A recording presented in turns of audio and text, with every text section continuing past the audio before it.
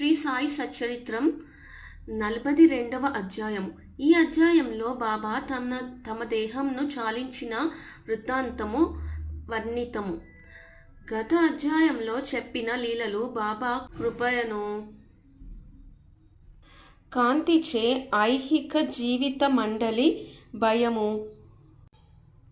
నెట్టుల త్రోసివేయగలము, మోక్షమునకు మార్గము నెట్లు తెలుసుకొనగలము, మన కష్టములను సంతోషముగా నెట్లు మార్చగలమో చెప్పెను.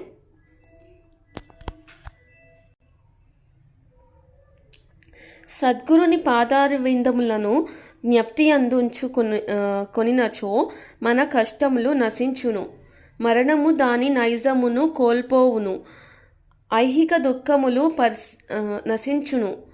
ఎవరైతే తమ క్షేమమును కోరెదరో వారు శ్రీ సాయి లీలలను జాగ్రత్తగా వినవలెను. అది వారి మనస్సును పావనము చేయును. బాబా సమాధి చెందుటకు ముందుగా సూచించుట. చదుపరులింతవరకు బాబా జీవిత కథలను వింటిరి. ఇప్పుడు వారు మహాసమాధిని ఎట్లు పొందిరో వినెదురుగాక. 1918 సెప్టెంబర్ 28వ తేదీన బాబాకు కొంచెం జ్వరము తగిలెను. జ్వరము 2-3 దినములుండెను. కానీ అటు తర్వాత బాబా భోజనము మానెను. అందుచేత క్రమముగా బలహీనులైరి. 17వ రోజు అనగా 1918వ సంవత్సరం అక్టోబర్ 15వ తేదీ మంగళవారం 2:30 గంటలకు బాబా భౌతిక శరీరమును విడిచిరి. ఈ విషయమును 2 సంవత్సరములకు ముందే బాబా సూచించిరి. కానీ అది ఎవరికీ బోధపడలేదు. అది ఇట్లు జరిగెను. 1916వ సంవత్సరం విజయదశమి నాడు సాయంకాలంన గ్రామంలోని వారందరూ సీమోల్లంఘన మునర్చి తిరిగి వచ్చుచుండగా బాబా హఠాత్తుగా కోపోద్రిక్తులైరి. సీమోల్లంఘన మనగా గ్రామంపు సరిహద్దు దాటుట. బాబా తమ తలగుడ్డ కఫిని లంగోటి తీసి వానిని చించి ముందున్న దునిలోనికి విసిరివేసిరి. దీని మూలముగా దుని ఎక్కువగా మండుచును. ఆ కాంతిలో బాబా మిక్కిలి ప్రకాశించెను. బాబా అక్కడ దిగంబరులై నిలిచి ఎర్రగా మండుచున్న కండ్లతో బిగ్గరగా ఇట్లు అరిచెను. ఇప్పుడు సరిగా గమనించి, నేను హిందువునో మహమ్మదీయుడినో చెప్పుడు. అచటనున్న ప్రతివాడు గడగడ వణికిపోయెను. బాబా వద్దకు పోవుటకెవ్వరూ సాహసించలేకపోయిరి. కొంతసేపటికి బాగోజీ సిందే కుష్ఠరోగు భక్తుడు ధైర్యముతో దగ్గరకు పోయి లంగోటిని కట్టి ఇట్లనెను, బాబా, సీమోల్లంఘనం నాడు ఇదంతయు ఏమి? ఈరోజు నా సీమోల్లంఘనం అనెను. బాబా సటకాతో నేలపై కొట్టెను. బాబా రాత్రి 11 గంటల వరకు శాంతించలేరు. ఆ రాత్రి చావడి ఉత్సవము జరుగునో లేదో అని అందరూ సంశయించిరి. 1 గంట తర్వాత బాబా మామూలు స్థితికి వచ్చెను. ఎప్పటి వలె దుస్తులు వేసుకుని చావడి ఉత్సవంనకు తయారయ్యెను. ఈ విధముగా బాబా తాము దసరా నాడు సమాధి చెందేదమని సూచించిరి. కానీ అది ఎవరికీ అర్థం కాలేదు. దిగువ వివరించిన ప్రకారము బాబా మరియొక్క సూచన కూడా చేసిరి. రామచంద్ర తాత్యాకోతే పాటిల్ల మరణము తప్పించుట. ఇది జరిగిన కొంతకాలము పిమ్మట రామచంద్ర పాటీలు తీవ్రముగా జబ్బు పడెను. అతడు చాలా బాధపడెను. అన్ని ఔషధములు ఉపయోగించెను. కానీ అవి గుణమునివ్వలేదు.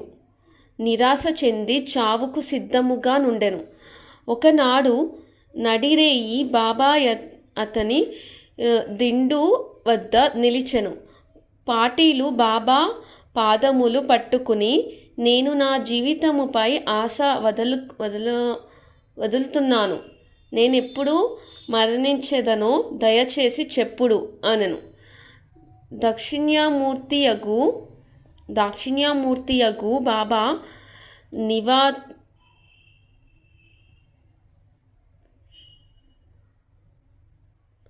నీవు ఆతురపడవద్దు, నీ చావు చీటీ తీసివేసి తిని త్వరలో బాగుపడేదవు. కానీ తాత్యాకోటే పాటిల్ గూర్చి సంశయించుచున్నాను. అతడు శకం సంవత్సరం 1840 అంటే బ్రాకెట్లో 1918 విజయదశమి నాడు మరణించును. ఇది ఎవరికినీ తెలియనీయకు, వానికి కూడా చెప్పవద్దు. చెప్పినచో మిక్కిలి భయపడును అనిరి. రామచంద్ర దాదా జబ్బు కుదిరెను, కానీ అతను తాత్యా గూర్చి సంశయించుచుండెను. ఏలన బాబా మాటకు తిరుగులేదు కనుక తాత్యా 2 సంవత్సరములలో మరణము చెందుననుకొనెను. దీనిని రహస్యముగా నుంచెను, ఎవరికినీ తెలియనీయలేదు. కానీ బాలాషింపికి మాత్రమే చెప్పెను. రామచంద్ర పాటీలు, బాలాషింపి ఈ ఇరువురు మాత్రమే తాత్యా గురించి భయపడుచుండిరి. రామచంద్ర ద్వారా త్వరలో పక్క నుండి లేచి నడవసాగెను. కాలము వేగముగా కుదిరిపోయెను. 1918 భాద్రపదము ముగిసెను. ఆశ్వయుజ మాసము సమీపించుచుండెను. బాబా మాట ప్రకారము తాత్యా జబ్బుపడెను, మంచము పట్టెను. అందుచే బాబా దర్శనమునకై రాలేకుండెను. బాబా కూడా జ్వరముతో నుండెను. తాత్యాకు బాబా యందు పూర్తి విశ్వాసం ఉండెను. బాబా శ్రీహరిని పూర్తిగా నమ్మి ఉండెను. దైవమే వారి రక్షకుడు. తాత్యా రోగము అధికమయ్యెను. అతడు కదలలేకపోయెను. ఎల్లప్పుడూ బాబానే స్మరించుచుండెను. బాబా పరిస్థితి కూడా క్షీణించెను. విజయదశమి సమీపించుచుండెను. రామచంద్ర దాదాయు బాలాషింపియు తాత్యా గూర్చి మిగుల భయపడిరి. వారి శరీరములు వణకజొచ్చెను. శరీరమంతయు చెమటలు పట్టెను. బాబా నుడివిన ప్రకారం తాత్యా చావు దగ్గరకు వచ్చెననుకొనిరి. విజయదశమి రానే వచ్చెను. తాత్యా నాడి బలహీనమయ్యెను. త్వరలో ప్రాణము విడుచునని అనుకొనిరి. ఇంతలో గొప్ప వింత జరిగెను. తాత్యా నిలిచెను. అతని మరణం తప్పెను. అతనికి బదులుగా బాబా దేహత్యాగము చేసెను. వారిలో వారు మరణము మార్చుకున్నట్లు కనిపించెను. బాబా తన ప్రాణంను తాత్యా కోసం అర్పించెనని జనులు అనుకొనిది. బాబా ఎందుకిట్లు చేసెనో బాబాకే తెలియను. వారి కృత్యములు గోచరములు. ఇవ్విధముగా బాబా తమ సమాధిని సూచించిరి. తమ పేరుకు బదులు తాత్యా పేరు తెలిపిరి. ఆ మరుసటి ఉదయము అనగా అక్టోబర్ 16వ తేదీన పండరీపురములో దాసగనుకు బాబా స్వప్నమున సాక్షాత్కరించి ఇట్లనిరి: మసీదు కూలిపోయినది. వర్తకులు నన్ను చాలా చికాకు పెట్టిరి కనుక ఆ స్థలమును విడిచిపెట్టినాను. ఈ సంగతి నీకు తెలియజేయుటకై వచ్చినాను. వెంటనే అక్కడకు పొమ్ము. నన్ను చాలినన్ని పుష్పములచే కప్పుము. షిరిడీ నుంచి వచ్చిన ఉత్తరము వలన కూడా దాసగనుకి సంగతి తెలిసెను. అతడు వెంటనే శిష్యులతో షిరిడీకి చేరెను. భజన కీర్తన ప్రారంభించెను.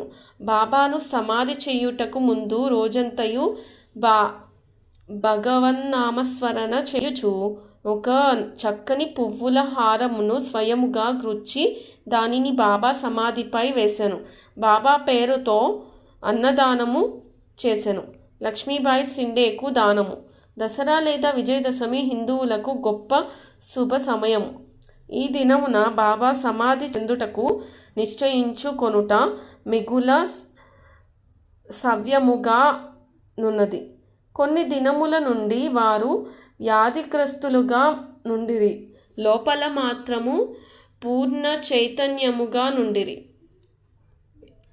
చివరి సమయం ఎప్పుడు హఠాత్తుగా ఎవరి సహాయం లేకుండా లేచి కూర్చుండి మంచి స్థితి నున్నట్లు కనపడిరి.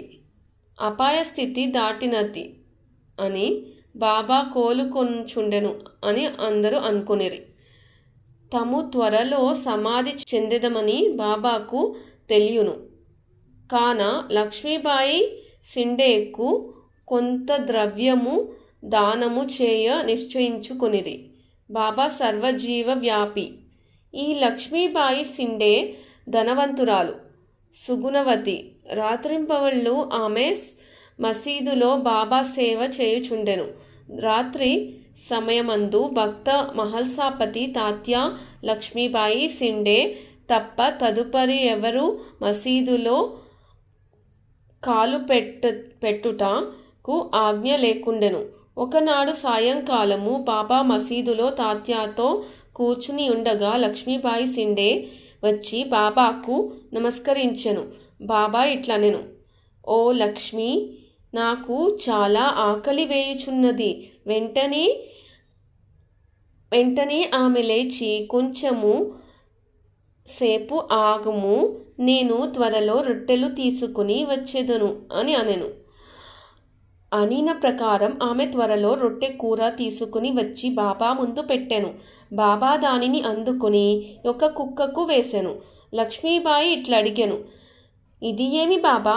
నేను పరిగెత్తుకుని పోయి నా చేతులారా నీ కొరకు రొట్టె చేసి తిని, నీవు దానిని కొంచెమైనను తినక కుక్కకు వేసితివి. అనవసరముగా నాకు శ్రమ కలుగ చేసితివి.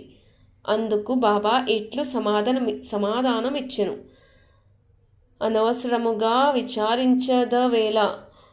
కుక్క ఆకలి తీర్చుట నా ఆకలి తీర్చుట వంటిది. కుక్కకు కూడా ఆత్మ గలదు. ప్రాణులు వేరు కావచ్చు, కానీ అందరి ఆకలి ఒకటియే. కొందరు మాట్లాడగలరు, కొందరు మూగవాని వలె మాట్లాడలేరు. ఎవరైతే ఆకలితో నున్న వారికి భోజనము పెట్టెదరో వారు నాకు అన్నము పెట్టినట్లే. దీనినే గొప్ప నీతిగా ఎరుగుము. ఇది చాలా చిన్న విషయము గాని బాబా దానివల్ల గొప్ప ఆధ్యాత్మిక సత్యమును